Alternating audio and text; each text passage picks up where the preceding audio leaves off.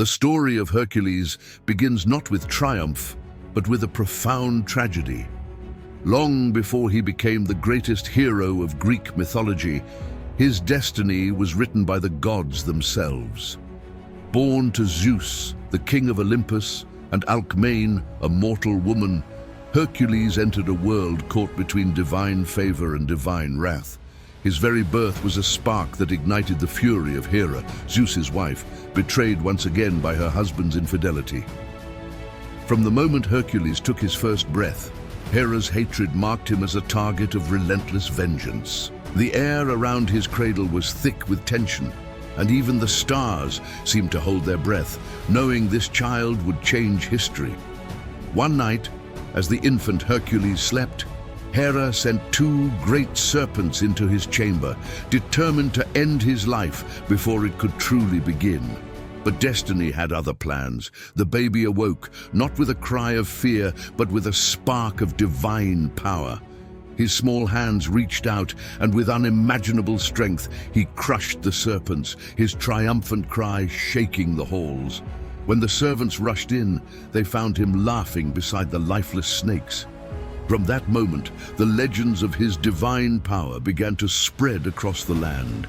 Yet this strength would not bring him peace. It would test him, shape him, and force him to face challenges no mortal had ever endured. His life was destined to be a story of pain and redemption, of power and humility, of wrath and forgiveness. As Hercules grew, his power became both his greatest gift and his most terrible curse. He was trained by the wise centaur Chiron, who taught him not just to fight, but to think, to feel, and to lead. And Hercules mastered archery, wrestling, and swordsmanship, becoming a model of balance between might and mind. But beneath his calm exterior, Hera's shadow still lingered. She could not destroy him with brute force, so she chose to torment him from within. In a cruel twist of divine manipulation, Hera clouded his mind with a raging madness. In one unthinkable night, Hercules, driven insane, took the lives of his own wife and children. When the madness finally lifted, he fell to his knees, crushed by the horror of what he had done. His strength, once a symbol of glory, had become the instrument of his greatest grief. Haunted by his actions, Hercules sought guidance from the Oracle of Delphi. The oracle told him that redemption would only come through service. 12 impossible labors set by King Eurystheus, a ruler Hera herself had influenced. Each labor was designed to break him, to crush his spirit, and prove that even a demigod could be brought to despair. But Hercules accepted his fate. He bowed his head not in defeat, but in grim determination. These labors would not be his punishment. They would be his path to salvation. His first task was to slay the Nemean lion, a monstrous beast whose golden hide could not be pierced by any weapon. When Hercules faced the lion, his arrows shattered against its skin like twigs. So he set aside his bow, charged forward, and wrestled the creature with his bare hands. The struggle was fierce, the earth trembling beneath their weight. In the end, Hercules wrapped his arms around the lion's neck and squeezed until its roar faded into silence. With the lion's own claw, he skinned it, wearing its pelt as both armor and a symbol, the mark of a warrior who could conquer the unconquerable. Next came the Lernaean Hydra, a serpent with many heads, each one regenerating 2 more when cut. As he swung his sword, new heads grew faster than he could strike. Realizing brute strength alone would fail, he called upon his nephew Iolaus for aid. Together they devised a plan. Each time Hercules cut off a head, Iolaus would sear the wound with a torch to prevent it from regrowing. When the Hydra was finally slain, Hercules dipped his arrows in its poisonous blood, turning them into weapons that no enemy could survive. From this labor, he learned that wisdom, not just might, was the true key to victory. His next trials tested every part of his nature. He captured the sacred Ceryneian hind without spilling a drop of its blood, proving his restraint. He trapped the ferocious Erymanthian boar alive, showing courage without cruelty. He cleansed the Augean stables in a single day, not through brute force, but by cleverly redirecting 2 rivers to wash the filth away, revealing that ingenuity could overcome even the most impossible tasks.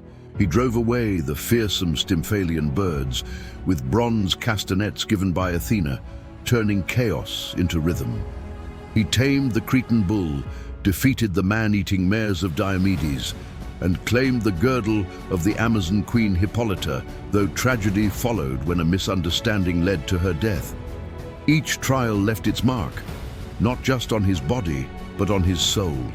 When Hercules traveled to capture the cattle of the giant Geryon, he crossed deserts so vast that he shot an arrow at the sun in frustration.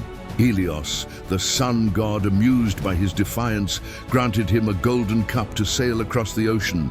It was a moment that defined him, not as a man who defied the gods, but as one who earned their respect through sheer endurance. His strength was no longer just rebellion, it was resilience. Later, he was tasked with stealing the golden apples of the Hesperides. To do so, he tricked the mighty Titan Atlas into helping him. When Atlas refused to take the sky back upon his shoulders, Hercules deceived him with cunning words, proving that even titans could be outwitted by a hero's mind.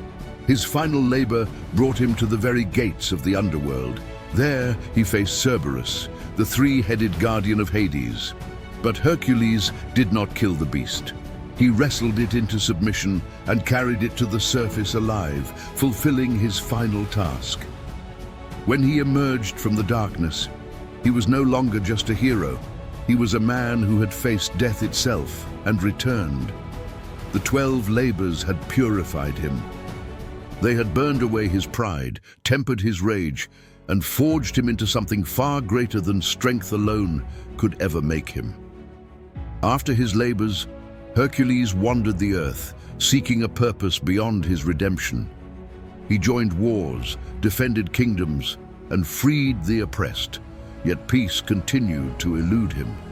The poison of Hera's jealousy lingered, waiting for its final strike. It came through Deianira, his second wife, who, believing she was giving him a love charm, unknowingly poisoned him with the cursed blood of a centaur. As the agony became unbearable, Hercules built his own funeral pyre. As the flames rose, lightning split the sky. Zeus, moved by his son's immense suffering, finally intervened. He lifted him to Olympus, where his mortal pain was burned away, and his divine essence ascended. Hercules, the man of endless struggle, became a god. On Olympus, Hercules found the peace that was denied to him on earth. The gods welcomed him as an equal, and Hera, at last, laid down her hatred. Reconciliation replaced vengeance, and the son she once tried to destroy became her own. He married Hebe, the goddess of youth, symbolizing his renewal and eternal strength. His story did not end in fire, but in transformation, a mortal who earned immortality not through privilege, but through perseverance. Throughout history, Hercules became more than just a legend. He became a mirror for humanity itself. His battles with monsters symbolize our own struggles against fear, doubt, and weakness. His labors represent the tasks each of us must face to cleanse our souls of guilt, anger, and pride. His pain reminds us that even heroes break, but his endurance shows us that redemption is never beyond our reach. The name Hercules became synonymous with strength, but his greatest power was not his muscle, it was his unbreakable will. Even today, his story echoes through time. Every challenge we face, every burden we carry, and every victory we earn carries a spark of the Herculean spirit. His journey from madness to redemption, from earth to Olympus, reminds us that suffering does not define us.